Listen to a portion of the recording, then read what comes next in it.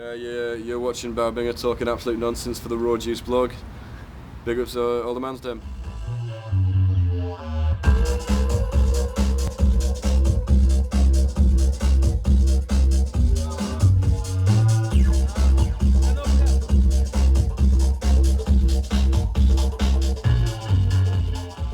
Age 21. Sex, the best 3 minutes of your life. Location, Trondheim. Yeah, Trondheim.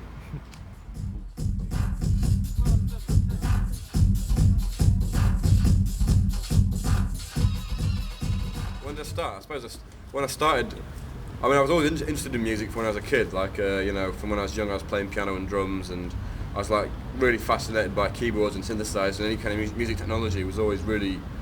I don't know. I was a complete little geek about it when I was a kid. I still am in many ways.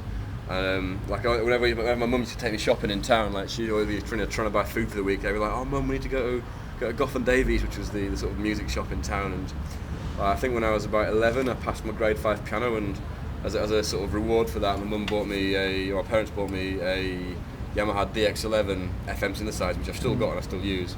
So I've kind of been really into the idea of technology to make music for a long time.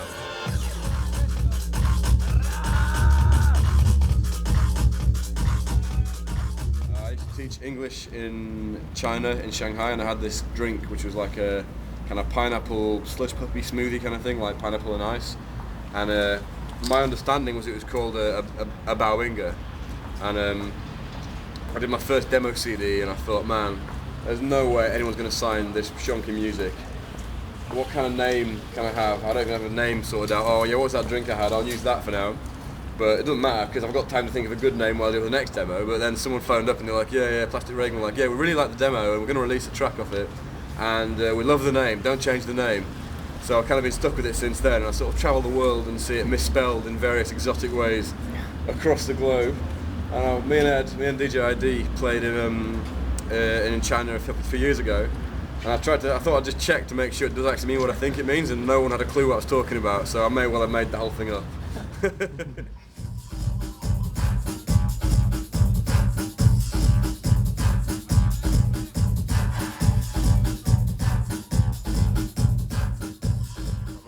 I mean, it's to kind of keep doing what I'm doing, but to kind of do more of it and have it reach more people.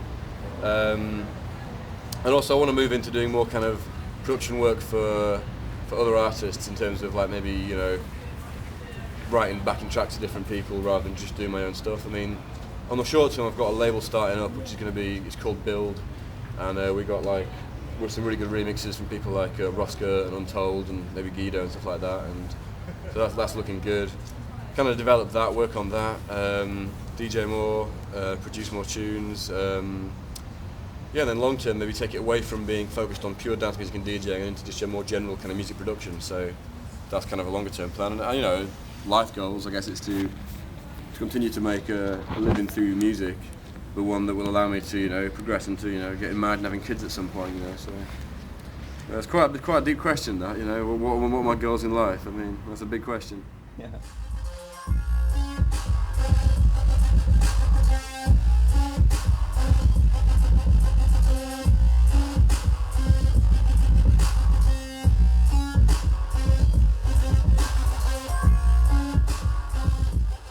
Played some really good big events, like some big stuff at the Custard Factory. I remember I played there ages ago, and it was massive and really big, and that was really good.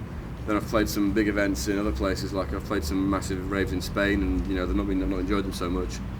And then I've played some smaller raves in Spain, and they've been great. And I don't know. Generally, I prefer smaller clubs because you can do more interesting things. Like in a big venue or a big festival, you sometimes have to play it a bit more obvious. Having said that, I was at a Shambhala festival recently, and that was like a big tent, a couple of thousand people, and it was great. Everyone really got what I was doing and really enjoyed it, and it went down really well. So, yeah, I don't know, man. Yeah, it's not the size that's important. It's just the vibe, and I feel like a smaller club that's packed and sweaty can have a better vibe.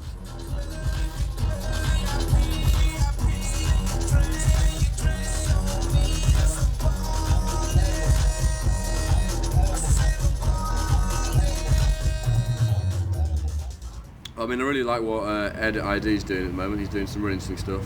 Kind of like break steppy vibes mixed with dubstep, and like really Kind of reminds me of a lot of Bristol D&B from the 90s, kind of very rolling, but quite hypnotic. You get lost in the grooves, and I really like what he's doing there. Obviously, like Joker and all them lot are killing it ridiculously. I really like a lot of the American hip hop production. Like we were talking about the like Justice League and the Runners and all that, and Neptunes. That for me is really inspiring production, because they're making tunes which are massively successful and massively popular, but some of them are pretty far out there. And like something like Maybach Music 2 is that's been a bit of an obsession recently. It's just so ridiculously big.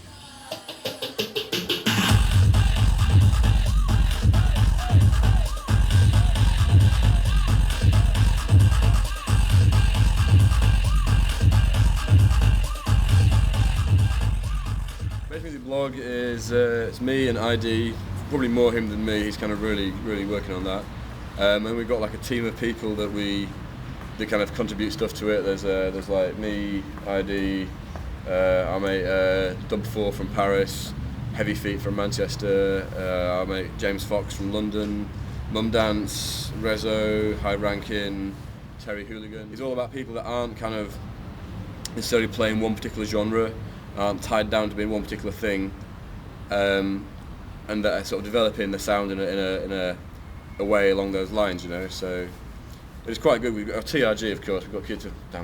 Cosman's going to be mad. A lot of us as well are either going through or in transition in terms of styles. Like, Cosman's kind of gone from being very much on the dubstep thing to like now he's doing his sort of take on kind of UK funky and techno, some kind of really interesting mix of that stuff. Heavy Feet kind of got big from just doing quite fidgety stuff, and they're moving towards more interesting kind of sounds.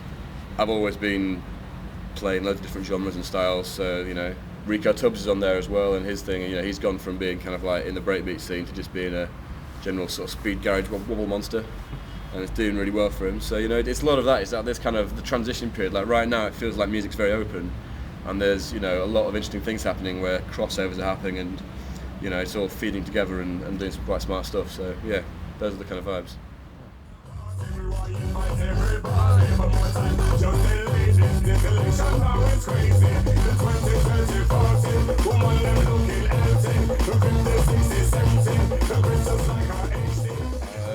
The one that sort of got me well known was the Bashment track, and I really like that one because it was one of those ones where I had an idea and did it and achieved the idea and it worked really well.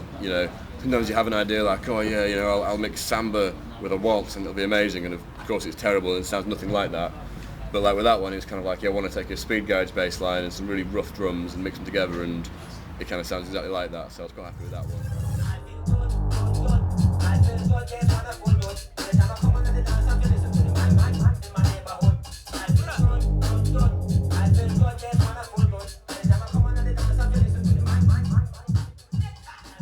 I've turned up for gigs where, like, not only were there no needles on the decks, there weren't even any slip mats.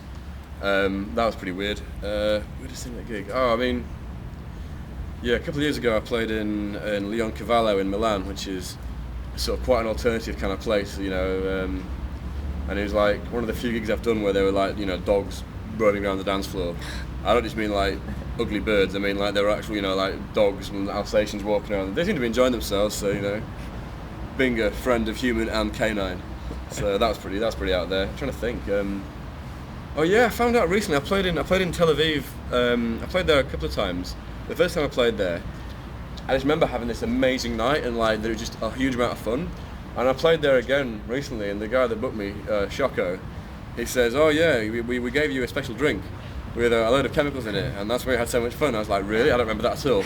So I hope my mum doesn't see this, but. Yeah, looking back, that was probably quite weird. I was probably on a interesting vibes that night.